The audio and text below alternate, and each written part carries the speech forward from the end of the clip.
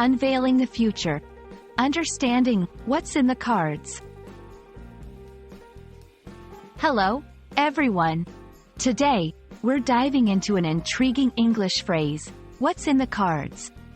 This expression is rich in meaning and history, and it's a fantastic example of how language can capture the essence of human experiences and beliefs. Whether you're an English language learner looking to expand your vocabulary or simply curious about English idioms, you're in the right place. Let's explore the depths of this fascinating phrase together.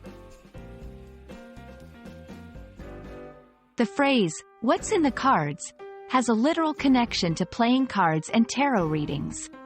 Historically, people have used cards to predict the future or gain insights into their lives, a practice known as cartomancy.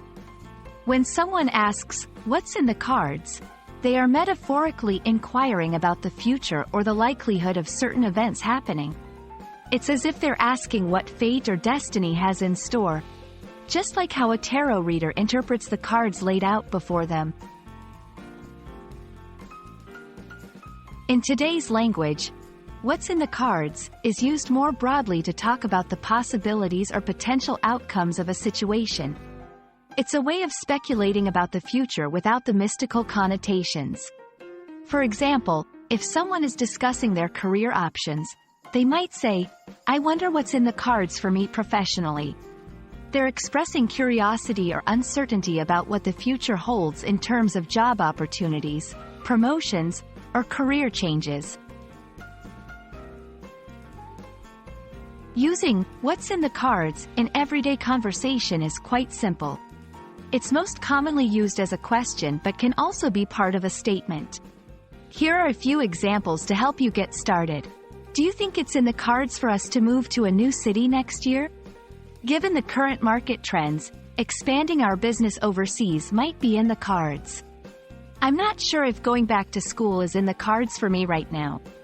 Remember, the phrase is best used in contexts where the outcome is uncertain or depends on a variety of factors, much like predicting the future. There are several variations of the phrase that convey a similar meaning. These include, in the cards, used without what's on the cards, and in the offing. Each variation can be used interchangeably, although in the offing is more commonly used to indicate that something is likely to happen soon rather than just being a possibility. And there you have it, a closer look at the phrase, what's in the cards. We hope this video has shed light on its origins, meaning, and usage in modern English. Remember, language is not just about words, it's about the stories and histories they carry. We hope you feel more confident using this phrase in your conversations and writings. Thank you for joining us, and we look forward to exploring more fascinating aspects of the English language together. See you in the next video.